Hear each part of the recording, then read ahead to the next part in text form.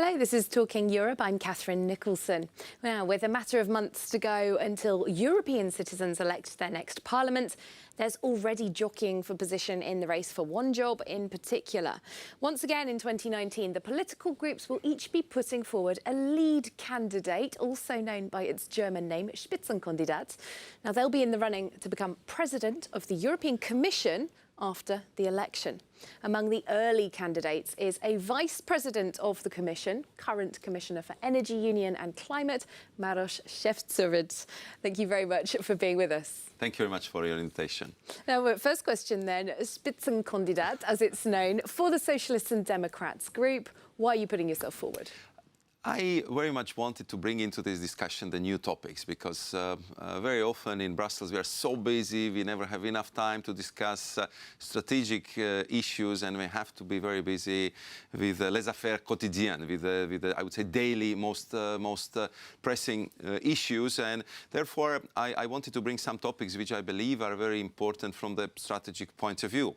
Because what are your topics then? Because, you know, I think the next decade will really decide if the centuries would be Chinese or American, and I think we have to make sure that it's as European as possible. And I based some of my proposals on the personal experience I've accumulated over the last 9 years being the commissioner, and absolutely convinced that we need strong industrial policies to make sure that not only batteries but also the best cars will continue to be manufactured in Europe. And I think we need to do the same for supercomputers. We have to really use our satellite infrastructure even better than today. And I think that especially after the lessons from what's happening in the global trade, we definitely need even more assertive trade policy, and simply to tell our Chinese partners, treat our company fair. You know, as we treat them here in Europe, if not, you know, we have to look, you know, for reciprocal treatment, because we cannot simply tolerate that our companies will be pushed so hard in China because of local content or the ban on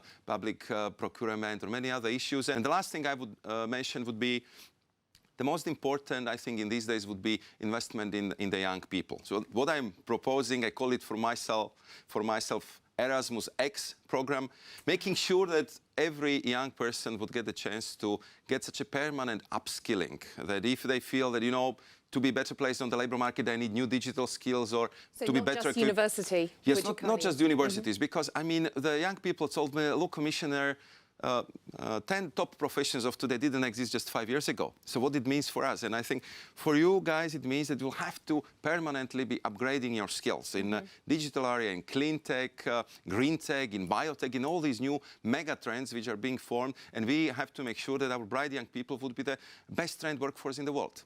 Lots of ideas, yes. Looking globally, looking to youth. There is another person putting themselves forward for your group, Socialists and Democrats, one of your Commission colleagues, yes. The first Vice President, Frans Timmermans from the Netherlands. Now, I'm sure you know him very well. He's very well known generally among the public as well.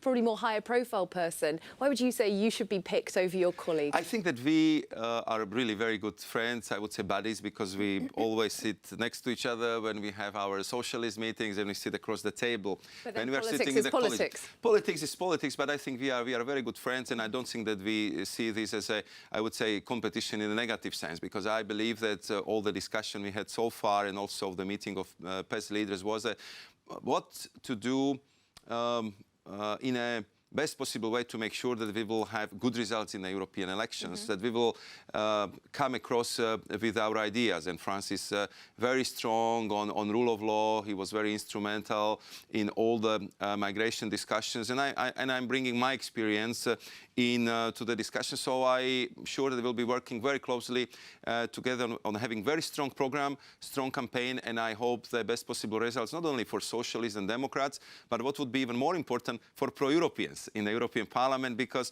this time I'm afraid it would not be only kind of typical political battle between, you know, left and right, but it would be really a battle between pro-Europeans, extremists, and anti-Europeans who really wants to destroy Europe. And therefore, these elections would be really very much different than before. And as I say, they will be really about face, soul, and heart of Europe for the next years to come.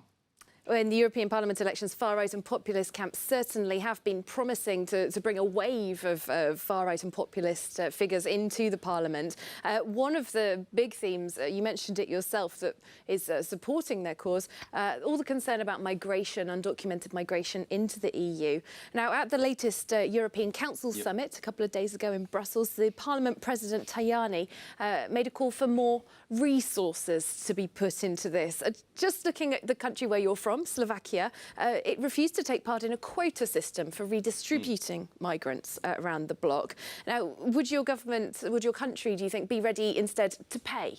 I think that what I think is very important right now is and that's a very important message for European public, that the issue of this uncontrolled migration is getting under control. We see how dramatically the number of migrants dropped over the last year. I think it's the figure the European leader has been discussing is that it's 95% less than during the peak of the crisis. And then also we are also putting our European act together, meaning much better work and more resources for border agency, much faster work and support for asylum. But do you see all the member states getting on board with that? Because Slovakia, Czech Republic, Hungary and Poland have all been very reluctant, if not refusing, to take part in the previous schemes. I think that if it comes, I mean, for the schemes and to be very actively promoting financially also by the trained personnel, being, you know, the asylum officers or border guards. So as far as I know, this country has been very supportive of that, including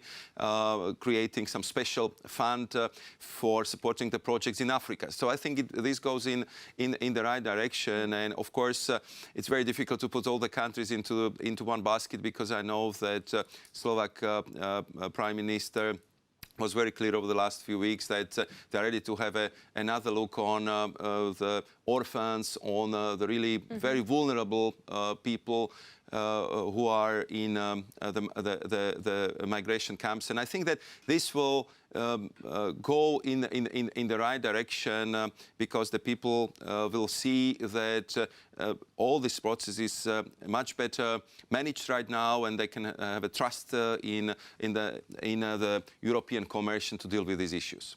All right, I'd like to look at another issue that's been huge news in Slovakia and beyond. Developments recently into the investigation into the murder of journalist Jan Kuciak. Now, he had been investigating alleged political corruption with links to Italian mafia. 3 people have been charged in recent weeks. Now, the former Prime Minister, who's from your party, Smer, Mr. Fico, he stepped down in the aftermath of the killings of Jan and his fiancée Martina. He denied links between the murder and Italian mafia, despite widespread suspicions.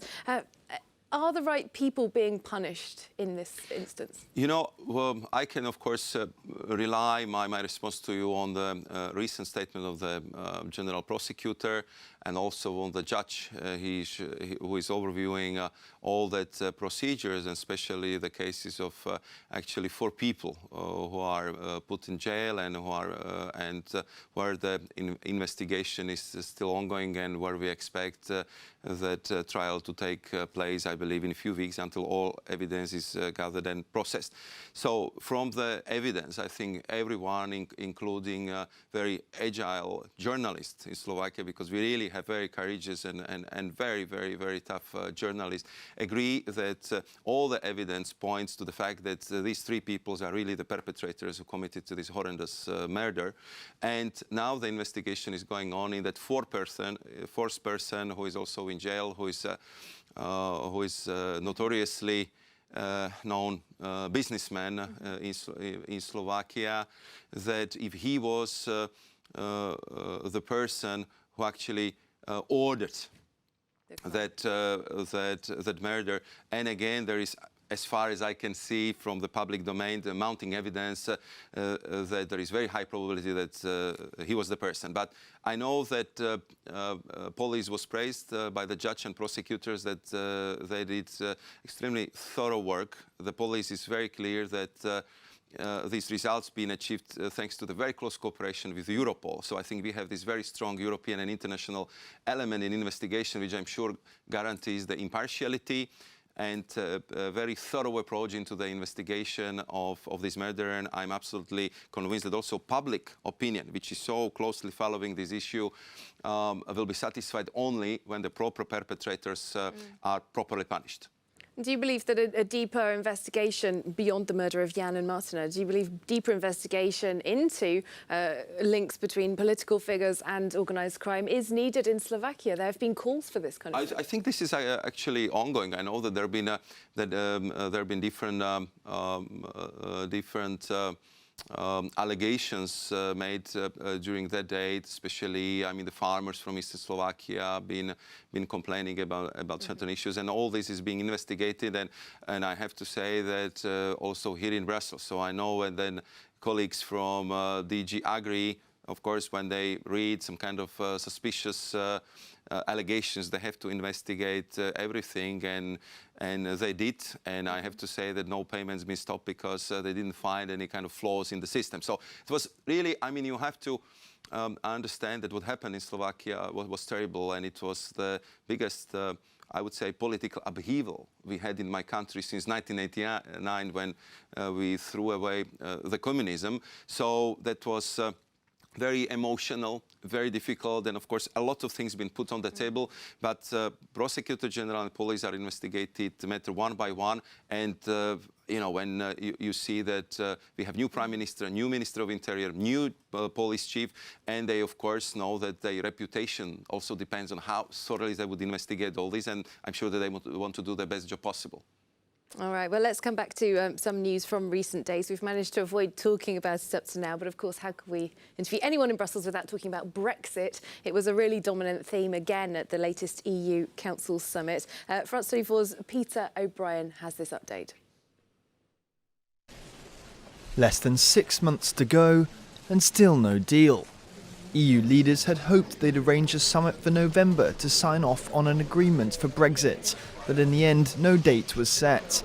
They agreed talks should continue, but a draft deal could now be pushed back to December. Before the session, I said to you that there wouldn't be any major breakthrough today, and that's exactly how it turned out.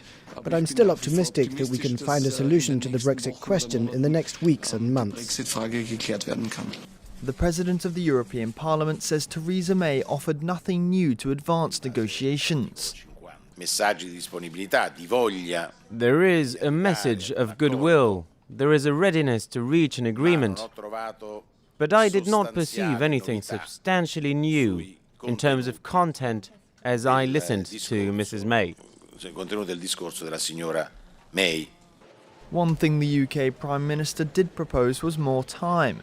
She indicated that she would consider extending the transition period after Brexit. This would add a year to the current one, set to last until the end of 2020, to have more time to find a solution over how to prevent a hard border in Ireland. Yes, there are differences remaining on the Northern Ireland backstop issue. By working intensively together, I believe we can resolve those issues. I believe we can achieve a deal. The Irish Prime Minister said there was merit to the idea of a longer transition, but it was not a substitute for a real solution to the border problem. There we go. So we don't have a deal at this point, but it's not a no-deal scenario as such, not a cliff edge. How likely do you feel a no-deal scenario is? I hope we'll have a deal. I think it's definitely better for UK, it's definitely for the EU, and we made it very clear that our negotiators are to work until the last minute to have a deal. I think we owe this effort to the citizens in both UK and in the EU, and we'll explore all possibilities to get the deal. All right, hope for a deal then. OK, going back to your Commission portfolio, it covers energy union, also climate issues. Recently, dozens of scientists from around the world published these extremely stark warnings, saying we essentially have something like 12 years to prevent catastrophic global warming. Is this prompting a new urgency in people like yourselves, EU climate policy? I think yes and no, because, I mean, I have to say that for me this was not a big surprise. You know, I was kind of expecting that this would be the result of that analysis, but I'm very pleased that it really sent the shockwaves across the the political establishment across the world, because I think that we need the calls like this to bring more urgency in our action. And as you know, the Europe and especially European Union in this respect really leads the world in tackling the climate change, and therefore to have such a setbacks like we had with the White House deciding that a leaving Paris Agreement, of course, always puts even more complication into the whole process. So I think that this report sets us back into the, this urgency scenario, what needs to be done. And I think that we kind of anticipated that report by being even more ambitious in all the proposals we put on the table than our commitments have been when we've been negotiating the Paris deal. And we've just got time to talk about some recent news for yourself. You, with billionaire Bill Gates, launched a clean energy investment fund worth 100 billion euros.